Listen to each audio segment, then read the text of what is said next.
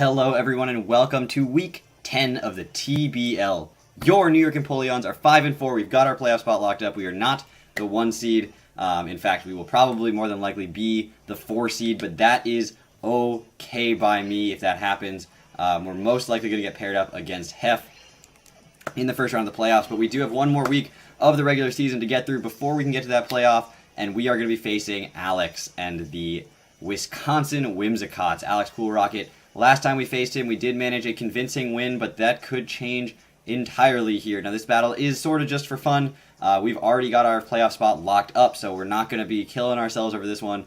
I'm also going away in a few days, so I'm super excited about that, but hopefully you guys enjoy this battle.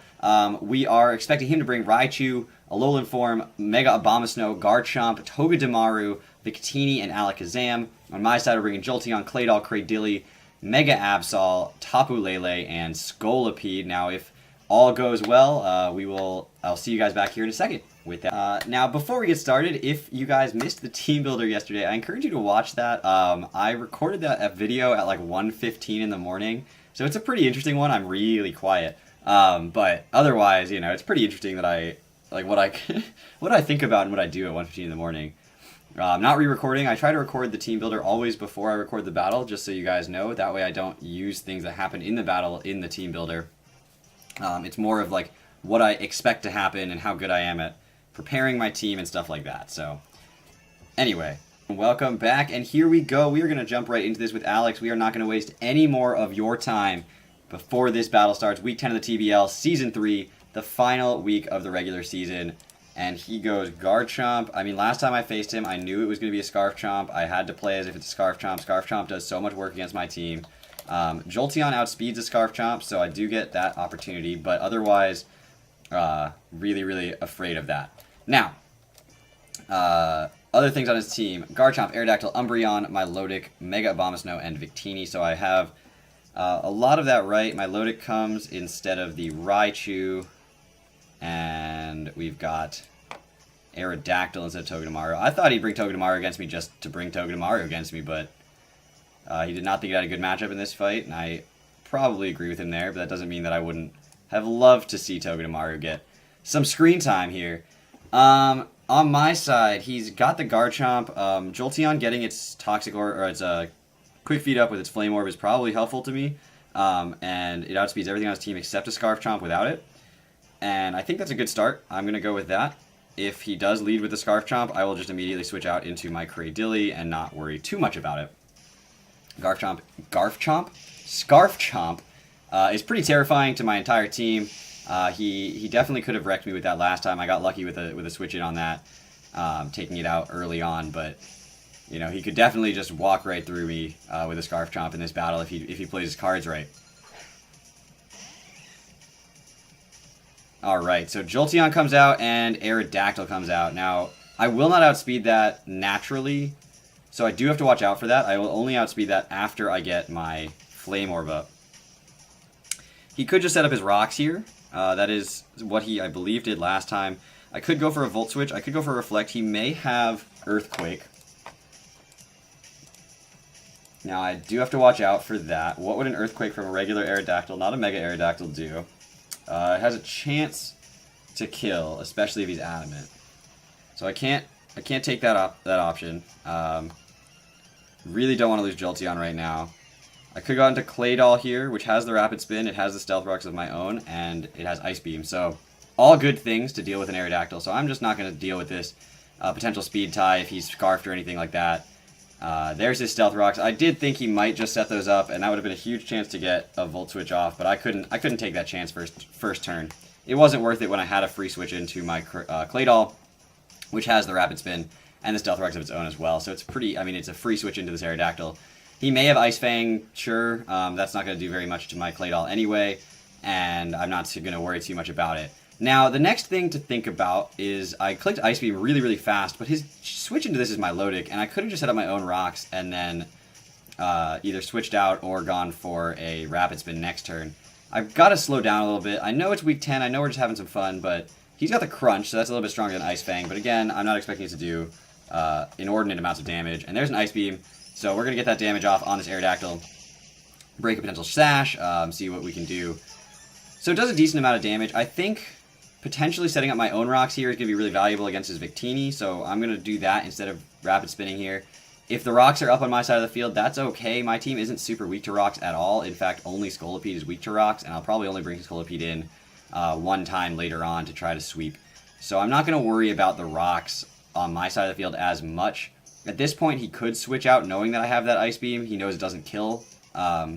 So he could stay in and crunch again. That's why I want to set my own rocks up. He could have Defog on this thing. It is his only potential hazard removal this match. So yeah, he's going to try to preserve this. That's fine. Right out into my Milotic, as we expected. So as I expected him to do last time after I realized I clicked Ice Beam too quickly. So we do get the rocks up. My Milotic comes in. I don't have Toxic on this thing. Otherwise, I would click it here. I don't know if I can probably take a Scald. I am max special defense, Calm Nature with this Claydol. So he could go for a Toxic. We can definitely take a Scald here. Expecting my Cradilly to come in, which would be the obvious switch in here. Ice Beam, Scald, they don't do that much damage to me. Jolteon is a pretty free switch in as well to try to get the Flame Orb up. How much does a Milotic do to a Jolteon? It does about 30% if he's not invested. If he is invested, like he's got some crazy Milotic spread. What are we looking at? If he's like modest max special attack, he's not going to kill. And Jolteon just has to have some health in order to win the game. It doesn't have to have that much health. And I'll get the Flame Orb up for the rest of the game. So Jolteon comes out, and we are going to see, what did you go for here? There's a Scald, so I could have gone straight out into my Cradilly. That's fine. He got the burn on the Scald, which the only thing that does is it makes me take a little bit more damage from the burn a turn earlier. Now I can just Volt Switch here.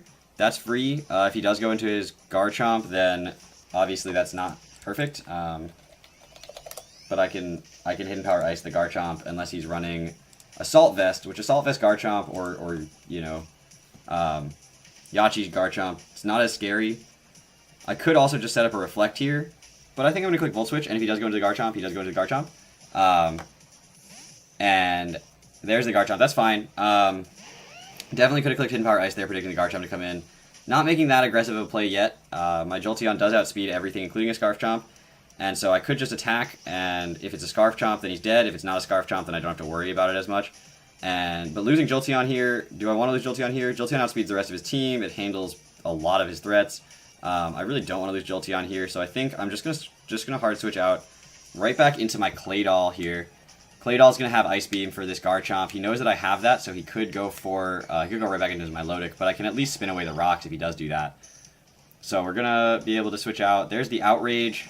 We know he's locked himself into Outrage now, which is actually really useful information, because though Garchomp does get the kill here, Garchomp kills Claydol with Outrage, and the rocks are up to stay. That's fine.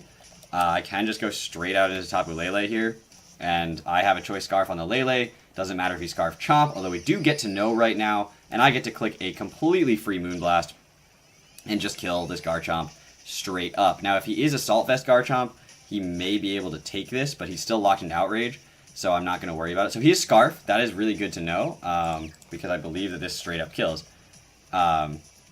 And so he is Scarfed into Outrage. We click Moonblast. Down goes the Garchomp. So Scarf Chomp could be a huge threat, but worked out in my favor this time. So Garchomp, whoops, Tapu Lele kills Garchomp with Moonblast. Now, he doesn't know that we're Scarfed as a result of that, which is really cool information, because now we do outspeed a Victini if he does decide that that is a switch into this. He doesn't know that we're Scarfed yet. So as my Milotic comes in, we don't do that much damage to it.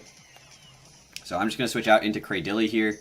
Cradilly does have a really good, it is a really good answer to my Milotic in general. Even if he has Toxic, it isn't the end of the world. And we are going to be able to, yeah, so he does predict that. He does go for the Toxic. I expected him to do that last time, but that's came up for the Scald. So he made the right play last time, made the right play this time. He's doing all the right things here. Are you leftovers Milotic? Probably not, given that I outspeed you. because you should have taken Stealth Rock, so you should at least have some damage on you, so you are not leftovers, which is interesting information to have. Now, I could click Toxic myself. Everything on his team gets hit by that, and it starts wearing down this Milotic if he does stay in. And he does. He goes for the Ice Beam. So what item are you? I mean, that's going to do a chunk. It's going to do a solid chunk. We're going to go for a Toxic here. I missed my Toxic. That's a good thing to do. Well, I could go for... I could go for another Toxic and let my Cradilly go down. I could go for a Recover, which doesn't seem like a great option. Cradilly doesn't match up that well against the rest of his team, to be perfectly honest. It's not that important. But I'm going to go for Giga Drain just to do some damage to the Milotic here. It's not going to get me back to where I'll survive a second Ice Beam with the Toxic damage. But because he doesn't have the leftovers, I want to know if he's like Assault Vested. Because if he's Assault Vest, then he doesn't have Recover. However, if he does have Recover, then we're going to have to start dealing with this thing. Missing the Toxic, obviously, not helping me deal with the Milotic. He might have been like Lumberry. So he's going to switch out, go out into Abomasnow, which is going to eat up this Giga Drain here. Get some Stealth Rocks on it. We go for the Giga Drain. He doesn't have Snow Warning on this. He does have to Mega Evolve first turn, though, which means he will have Snow Hail at that point. But we are going to actually be able to preserve Cradilly if I want to at this point. At a range where it's, I mean, decently healthy. Now, he could go for an Ice-type attack here. That's probably what he's going to do. I really don't want to switch anything into this.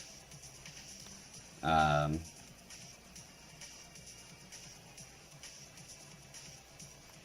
I think Cradilly's just going to have to take one for the team here. I'm going to go for another Toxic. He's going to Mega Evolve. He has to do that first turn. That is the requirement in this lead. I just didn't write Mega at all. Alright, so Abomasnow, what is Abomasnow going to do here? There's the Snow Warning. Obviously, when it Mega Evolves, he has no choice but to have Snow Warning. I don't know what Soundproof was necessarily going to be specifically for. He goes for a Swords Dance. Why does everyone want to set up in my face these days? Why does every single person want to set up in my face these days? This is insane. Every time I am in a match, someone tries to set up in my face. Now, obviously, he can't use Ice Shard as long as Tapu Lele's stuff is there. And Tapu Lele can come in and hit this thing super hard if I can. So I just have to stall out my own Psychic Terrain. And then get it back up. There we go. Perfect. So Cradilly did exactly what he needed to do. So if he can Ice Shard here, that's totally fine if he decides that's what he's going to do. I'm going to go for a Giga Drain. I'm not going to stall any more turns. I don't need to. Hail doesn't scare me at all. So there's the Ice Shard, and that is totally fine. Cradilly's going to go down to that. That's exactly what, you know. Mega Abomasnow kills Cradilly with Ice Shard. But I don't want him +2 Ice Sharding everything on my team. So we are going to go right back into Lele, which will be able to click Psychic or Moonblast at this point to just kill this thing straight up. Moonblast obviously better for the possible Umbreon switch-in. Not better for the Victini switch-in, but neither of them are great against Victini, so that's fine. So we're going to go for Moonblast here. If he does switch out, that's, you know, we'll just switch out on the following turn, that's fine. And if he does stay in, then he's going to die to a Moonblast. And he still doesn't necessarily know that we're Scarfed, which is wonderful, because then he doesn't necessarily know if his Victini will outspeed me. So Tapu Lele kills Mega Abomasnow with Moonblast. He may know that I'm Scarfed based on the fact that I went for Moonblast and not Psychic there, because Psychic would have had a better chance to kill, but he also may have just said that I might have been predicting the Umbreon, so I don't know if he's going to confirm that I'm Scarfed there or not. Umbreon obviously is still a huge problem. Milotic is obviously still a huge problem. There's a lot of things that I need to keep handling. I'm knocking out some of his offensive threats, but his defensive threats are staying around, and that is obviously not what I want. So Milotic, at this point, doesn't do that much to my Tapu Lele. Moonblast's only doing about 30 to 40%, however, but I think I am going to stay in. I am going to click Moonblast again, and I am going to try to get as much damage off on this Milotic as possible. This will be a 2-hit KO if he doesn't straight recover here, or have a big berry. Is that just a Citrus Berry? It's just Citrus Berry. Still, there's the Toxic. So So we are going to be chipped away. Damage is going to be racking up. He's probably got Recover. And I don't think he's in a range, even after the hail, where Moonblast will kill. So he's probably going to Recover here. I'm going to go into Jolteon. Jolteon doesn't really do that much to the rest of his team, with the sole exception of Aerodactyl. But because I do have a Choice Scarf Tapu Lele, which has Thunderbolt on it, Aerodactyl, if it's not Scarfed, dies to either a Psychic or a Thunderbolt. So there's the Recover. That's totally fine. It's exactly what we were expecting. So we know his whole set now, which is awesome. That gives us a lot of information. Jolteon, limiting the switch-ins that Jolteon has for the remainder of the game, but we are going to click Volt Switch here, try to get some damage off on this Milotic again, and see where we're at. If he does decide to switch out into something else, then we are in decent shape and get a free Volt Switch off, which is awesome, because we can take another set of Stealth Rocks. And Umbreon's going to come in here. I do not want this thing Wish Passing around for everybody else. So getting a little damage and then going straight out into Scolipede here is a potential option, or back into my Tapu Lele is an option. I think Scolipede is probably the play here, though. I think it is about time. We can come in, we can go straight for a Mega Horn. We don't have to click Protect, and that's even better to me. I do have the Ground EMZ once I am at +1, so I can outspeed the Victini, even if it's Scarfed. And I'm just going to straight click Mega Horn. I sort of wish I had the Bug EMZ here, just so I wouldn't miss the Mega Horn, but we end up landing it. Umbreon, which did have the leftovers, we saw that, just goes down, so that is super great. So Scolipede kills Umbreon with Mega Horn. And Scolipede is at +1, outspeed, Scarf, everything except Aerodactyl at this point. So Victini comes in, I have the Ground EMZ for that. If he decides to hard switch into Aerodactyl, that's just crazy. But I'm going to go for that Ground EMZ, and we are going to be able to hopefully take out Victini here. Unless he's got some crazy, you know, Shookaberry, Max Bold, Nature, defensive investment. Who knows, you know? But it doesn't appear that way. And I think with that, Victini goes to the center of the earth and goes down. Yes, Victini goes down. So we do get a kill there. Scolipede kills Victini with Groundium with Z. Well, I guess I can type just Z Earthquake.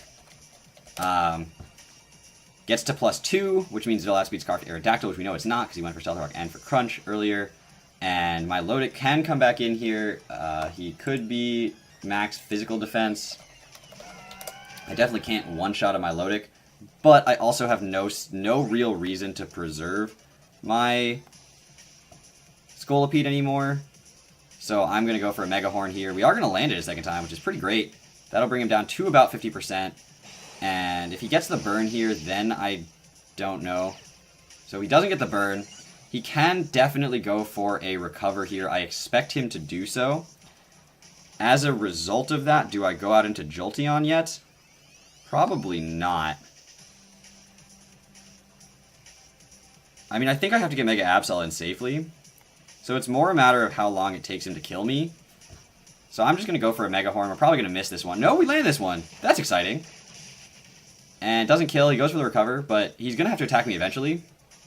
Now, I know he's going to recover more than I'm doing every turn, and I'm going to miss eventually. So I could just switch out here, which is probably the best play, into Mega Absol, which is not required for me to win this game by any stretch of the imagination. Once this Milotic is a little bit damaged and doesn't have... Well, I mean, he doesn't have an item, so I can't knock off. So I could go into Lele here and go for a Thunderbolt or a Psychic. Psychic's going to do 60 to 70%. So it's doing more than Recover. Which means it doesn't really matter what health he's at, as long as I just go in safely. So yeah, I'm just going to wait until he eventually decides to kill my Scolipede. So yeah, that's what he's going to do. He's going to Scald here.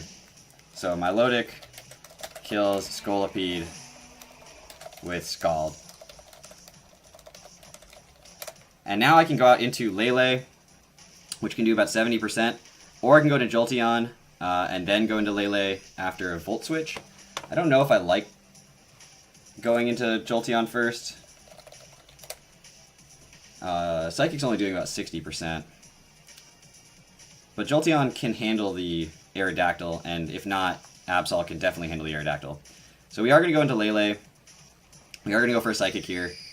A little bit of Stealth Rock damage. If he does go for a Scald here, that's going to hurt. But I am doing more, as long as he's not specially defensively invested, I am doing more than 50% with a Psychic. So, as long as the Psychic terrain is up. So, this time he can recover stall, or he can try to recover stall.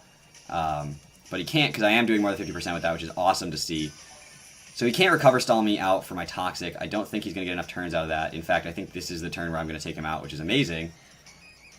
And then he'll go out into his Aerodactyl. I stay in, I click a Choice Scarfed Psychic, get that damage off, and come back with Jolteon or Mega Absol and get that final kill. So my Milotic goes down, and Tapu Lele kills my Milotic with Psychic. Aerodactyl comes in, it's going to take Stealth Rocks. If he's Scarfed, which we know he's not, then he does speed me. But since we know he's not Scarfed, Tapu Lele should be able to click Psychic here. And Tapu Lele kills Aerodactyl with Psychic. And with that, we are 6-4, finishing up the TBL regular season. Reminder that there is a bye week before the playoffs and then a 2-week quarterfinal, which is entirely due to my own schedule because I run this league. Sorry, everybody. Because I run this league, I am taking a 2-week quarterfinal. Therefore, I can come back from my vacation and have time to actually team build and do things without having to do them now or while I'm out there. So I hope everyone's well. I hope you guys enjoy. Reminder, there will be a break from league content for a couple of weeks, actually, just because everything is kind of on this little bye right now. And then I will be back again with the quarterfinals in the middle of May. So I hope you guys are well. I will see you guys after I get back from my vacation. Just a reminder, while you're watching this, I'm currently exploring the Baltics. I will see you guys later. Take care, everybody. Bye-bye!